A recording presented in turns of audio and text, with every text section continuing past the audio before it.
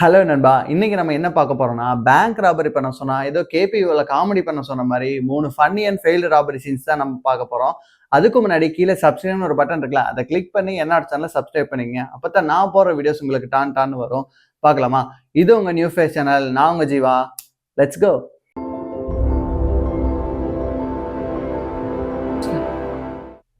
35 வயசான Daniel peninsula பேங்க்ல நடந்து போயிருக்காரு. போயிட்டு அங்க இருந்த இன்சார்ஜ் கிட்ட நான் ஒரு அக்கௌண்ட் ஒன்று ஓபன் பண்ணும் அப்படின்னு சொல்லி அவரோட 2 ஐடியா அவங்ககிட்ட கொடுத்துருக்காங்க.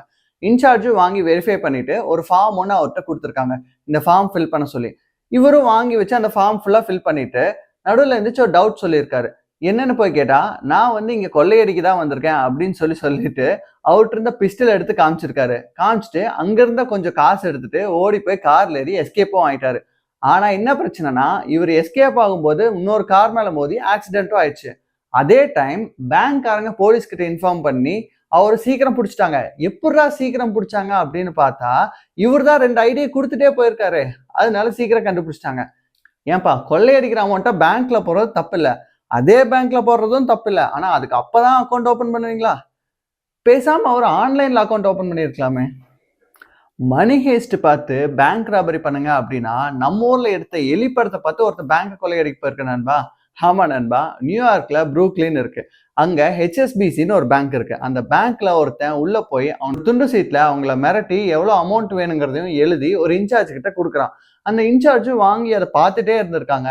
இவனும் ஒரே பயத்தோட அங்க நின்றுட்டே இருந்திருக்கான். ரொம்ப நேரம் ஆயும் எந்த ரெஸ்பான்ஸுமே வரல அப்படின்னு சொல்லி அவங்க கிட்ட கேட்டிருக்கான். அவங்கன்ட்டு என்ன சொல்லியிருக்காங்கன்னா, தம்பி நீ எழுதி கொடுத்ததெல்லாம் சரி, ஆனா நீ எழுதி கொடுத்ததுல ஒண்ணுமே புரியலப்பா, உன் கையெழுத்து ஒண்ணுமே புரியல அப்படின்னு சொல்லியிருக்காங்க. அசையாத மரம் ஒன்று உயிர்ந்தது கீழே. இவன் அதோட பயந்து ஒரு பைசா கூட எடுக்காம அந்த பேங்கை விட்டு தப்பிச்சு ஓடிட்டான் நண்பா. இதுல இருந்து என்ன தெரியுதுன்னா, பேங்கை கொள்ளையடிக்க போறீங்கன்னா ஒரு டைப் ரைட்டிங் கிளாஸோ இல்ல நல்லா எழுத தெரிஞ்சாலும் கூட்டிட்டு போயிருங்க நண்பா. இல்லைன்னா இப்படித்தான் ஆகும். பிரிட்ஜ்போர்ட் அப்படிங்கிற ஒரு இடத்துல பீப்புள்ஸ் யுனைடெட் பேங்க்னு ஒரு பேங்க் இருக்கு. அந்த பேங்க்குக்கு ஒரு கால் ஒன்று வருது. ஆல்பர்ட் பெய்லி அப்படிங்கிற ஒரு ஆள் வந்து கால் பண்ணி, நான் ஒன்னா 10 நிமிஷத்துல உங்க பேங்கை கொள்ளையடிக்க போறேன். ஸோ அதனால நீங்க இருக்கிற பையில எல்லா கேஷையும் ஃபில் பண்ணி அந்த ஃப்ளோர்ல வச்சிருங்க, நான் வந்து எடுத்துக்கிறேன். அப்படி பண்ணீங்கன்னா பேங்க்ல எந்த டெரரும் யூஸ் ஆகாது, நானும் என் கன்னை யூஸ் பண்ற அவசியம் இருக்காதுன்னு சொல்லி மிரட்டி போனை கட் பண்ணியிருக்காரு.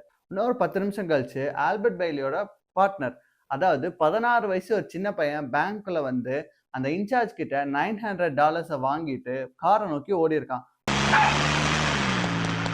ஆனா அவங்களுக்கு தெரியாத என்ன விஷயம்னா, பேங்க் ஆல்ரெடி போலீஸ் கிட்ட சொல்லி போலீஸ் அவங்கள சரவுண்ட் பண்ணிட்டாங்க.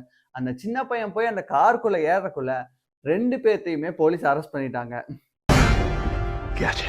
இதுல இருந்து என்ன தெரியுதுன்னா, சின்ன பசங்க சவகாசம் நமக்கு ஆகாது. ஆமாமா, ஸ்டேட் பேங்கா ஒரு 10 500 கட்டு, ஒரு 10 2000 கட்டெல்லாம் எடுத்து வச்சுங்க, நான் வந்து வாங்கிடுறேன். ஆமா, டெலிவரி ஃபீஸா ஒரு 100 200 கட்டையும் சேர்த்து போட்டுருங்க. நான் வந்து எடுத்து பிக்கப் பண்ணிக்கிறேன். இந்த வீடியோ பிடிச்சிருந்தா லைக் பண்ணிக்கங்க நண்பா. அது மட்டும் இல்லாம இந்த 3 ராபரில உங்களுக்கு எது ரொம்ப பிடிச்சிருந்துன்னு சொல்லி கமெண்ட் பாக்ஸ்ல சொல்லுங்க. ஸோ அன்டில் நெக்ஸ்ட் வீடியோ, பாய்.